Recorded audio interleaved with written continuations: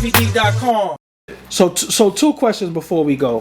How do you feel about the whole debate thing that's going on in the conscious network? Like, everybody is shitting on each other's doctrine. Everybody is proving each other wrong. What's the purpose? It goes back to what I was saying earlier, that already we're a fractal of a fractal.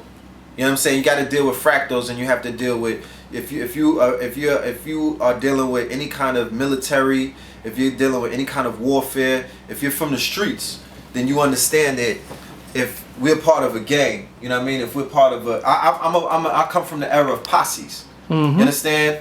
And when my posse came together, we formed a conglomerate called the Criminal Empire. I was in a posse called MGP. Then we had SMP. Then we had CMP. Then we had and we had a whole bunch of other groups, a whole bunch of other posses, Pulley Kids. You know what I mean? Flatbush Pulley Kids and all that. We would come together and form what was known as Criminal Empire, and we would go through Flatbush and ravage shit. Now, if one of the posses had beef with any of the posses, we would basically destroy the structure of our whole conglomerate, and we had beef with other conglomerates. So it was important that we stayed as one whole because there's strength in numbers. We could not afford to fracture what was already fractured. Because ultimately, we all needed to come together. The whole Brooklyn should have been mobbing. That would have been idealistically the real strength. But, you know, shit was broken up, so we had, you know, you had hoods. So we was against Izod and all of them other niggas over there, and we had our crew over there. So in the conscious community, you got your Nation of Islam, your Hebrew Israelites, your God Bodies, your Kemetic niggas, your RBGs, your MSTAs, all of these groups. You understand what I'm saying? When I see that, I see power. I see economic power. I see political power. I see intellectual power. It goes back to the whole college thing, the Ivy Leagues. These are the Ivy Leagues. These are the Voltron Lions. So if anybody comes in and they create any kind of disruptance inside of that cipher, if they come and try to fracture that movement, you a fucking agent. You might not know that you're an agent, but you're an enemy to my state. You're doing the work for the... You're doing the work for people. We haven't been infiltrated by people in whiteface. You know what I'm saying? Case in point, they just showed you that the leader of all things Negro, Al Sharpton, is a fucking rat. And has been one since the 80s, since he was Chubby Al. So you once a rat, always a rat. Once you get the fucking check, can't you never get off of the check? Niggas is in whatchamacallit, what's that shit where they ship you away? Witness protection. You can't get off of witness protection. You a CI, you a confidential informant, you always an informant. So we've been infiltrated not by people in whiteface. You don't see crackers coming in disrupting. They sending in agents and provocateurs and whatnot. You dig what I'm saying? So the conscious community has been fractured by niggas who basically have come inside of the conscious community who wasn't built to come inside of this conscious community to have leadership roles in the first place. Because once again, I come from the LIU, the structure that was set, the stage that was set when we came in with A.A. Rashid, who might have been the last teacher to be sanctioned by the master teachers and the elders. They basically were the ones who gave you your stripes and your stars and was like, boom, you sat on the stage, they set you up at LIU, you was officially sanctioned, you got your button on some mob shit. Got your stripes. The people who came in now, this shit is fucking Phoenix Academy. Niggas came in through YouTube, through a side door that there was nobody guarding the door. You came in on some Phoenix Academy shit. You didn't get sanctioned. You got sanctioned by how many likes and comments you got on YouTube and views and whatnot. That's not real to my field. You dig what I'm saying? So when them niggas came in, what did they do? They ravaged everything that was built before them. You got niggas who came in on Drew Ali's shoulders, Elijah Farrakhan's shoulders, motherfucking Dr. Sabi's shoulders, and shitted on each and every one of them when they came in. Did talk shit about them, made clips about them, debated against them and all of that stuff. It's almost akin to if Polite did a debate against Dr. York. I wouldn't fuck with that nigga. You understand what I'm saying? Because these are the shoulders that you come in on. That's your elder. So it would show me that your character is questionable. So a lot of these niggas is questionable, and they was lame before they got into the consciousness around people who are not really hip to the street life and hip to what it is to have integrity and all of that stuff, because they not of that cloth. So you posturing in front of people who ain't really built like that. So they fall for the okie doke. And this shit is 10-minute clips on camera. You don't know what happens when the camera goes off. You don't know that half of these niggas is cool with each other. You don't know that half of these niggas be on 125th Street scheming and thinking of ways to get you niggas to come and fucking pay $10 to sit in the fucking auditorium. So it's corny. So shit is conscious wrestling.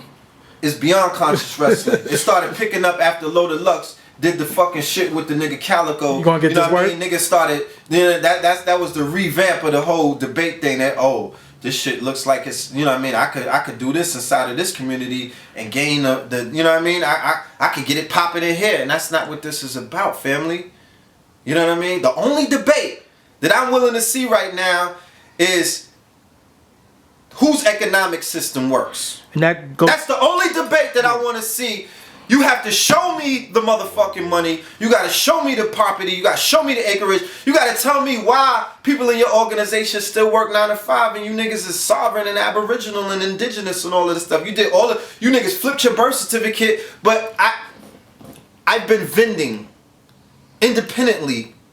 Okay? I've been an economic sovereign. I've been a booster since the 90s, my nigga. I never worked for no cracker. I never wanted to work for a cracker. I knew that if I worked for a cracker, that it would compromise my integrity about who I was and my mission, because you smiling up in these crackers' faces for 9 to 5. You're not gangster. You're not a revolutionary on your job. You're not Hotep Israel Ra'el Bey at work, my nigga. You're not telling Yaqub that you're going to chase him back in the caves at work. So you're compromised. You play two faces. You talk two different languages. You bilingual, my nigga. You speak white language and you speak that conscious shit when you get off of work. And then you speak nigga shit. You speak niggardly after work. I don't believe you niggas. Yeah. So if I'm sovereign and all of that stuff, like I said, I've been independent for a long time. So I've been at the festivals. I haven't missed one. I've been at Monday class, Wednesday class. There's only 5 tables that's set up. And when 5 tables set up, that means 5 vendors. So 5 vendors mean that there's somebody that started a company and they're going amongst their people to sell the stuff that the company, the products and services of their company. So all of these people who have suddenly became all of these fucking, these, I'm not a debtor and all of this other, where's your companies at?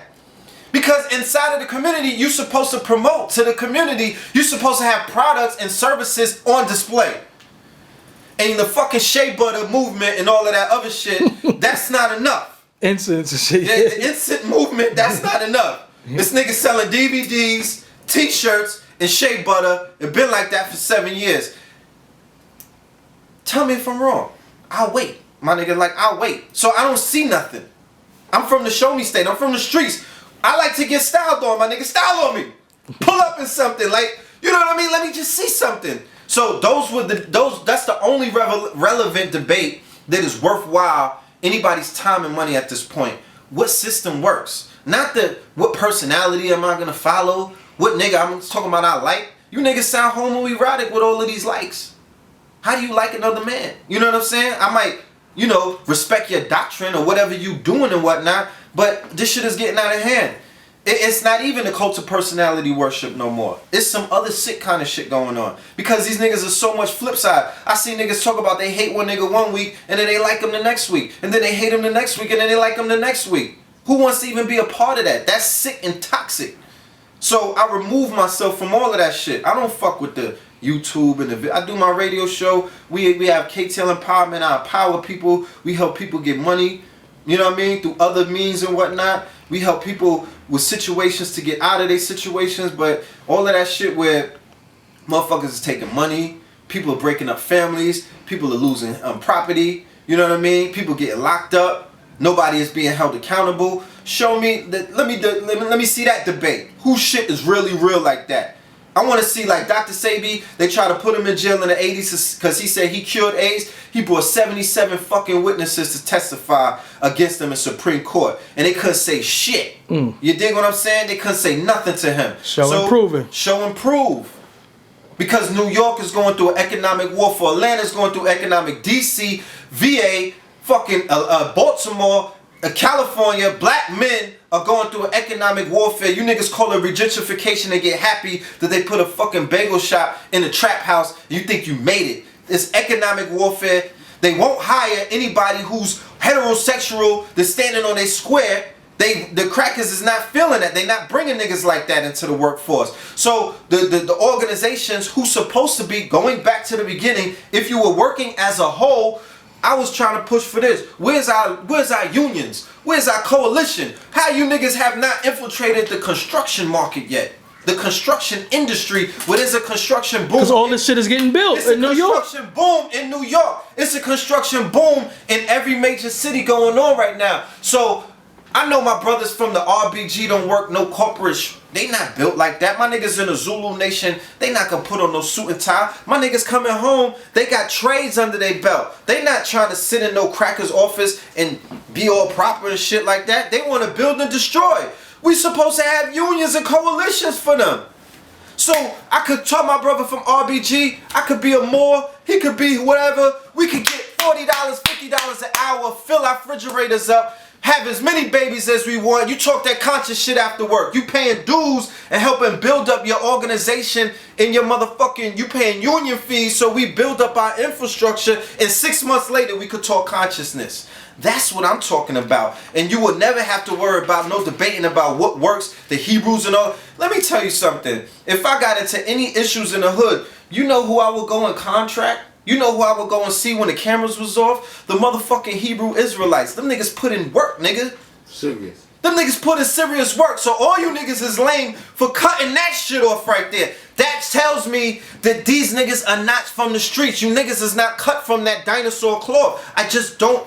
I'm not seeing eye to eye with the movements that I'm seeing right now. I can't co-sign it. I have no problem going against every single one of these niggas with what they standing for, cause it's not real right now. You know what I mean? And real will recognize real. I don't care about YouTube trolls. I don't care about popularity contests. I don't care about hurting feelings. It means nothing to me, cause I know who the fuck I am and my team is strong.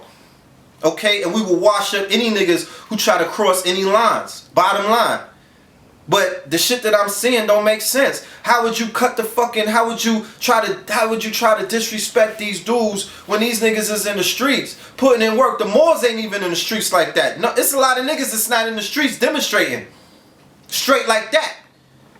To stand in the streets in front of white people, Caucasoids, Popo, anybody, your own people, and to stand on your fucking square and to be in straight costume and uniform, because I wouldn't really take them niggas serious if they had on some Old Navy t-shirts and jeans. Yeah. You dig what I'm saying? That shit kind of works for them. You know what I mean? And I seen them put in work. I seen them niggas put in work. And I know the kind of work that they put in, and they won't put it on YouTube. It's not for YouTube. You know what I mean? George Zimmerman is walking around in the streets right now, niggas. Nobody in the conscious community could tell me nothing. All that RBG shit is out the window until that nigga gets put in the pine box. Well, how did you get that lesson? You were so smart. You niggas is focusing on 10,000 years ago. How you didn't perceive that lesson? Case in point, when they ran over John Gotti's son, what the fuck happened? They pine boxed. That was his neighbor. He pine boxed that nigga. Why? Because he told the world that I'm the mafia. I'm the mob. I'm built like that. I'm thugged out.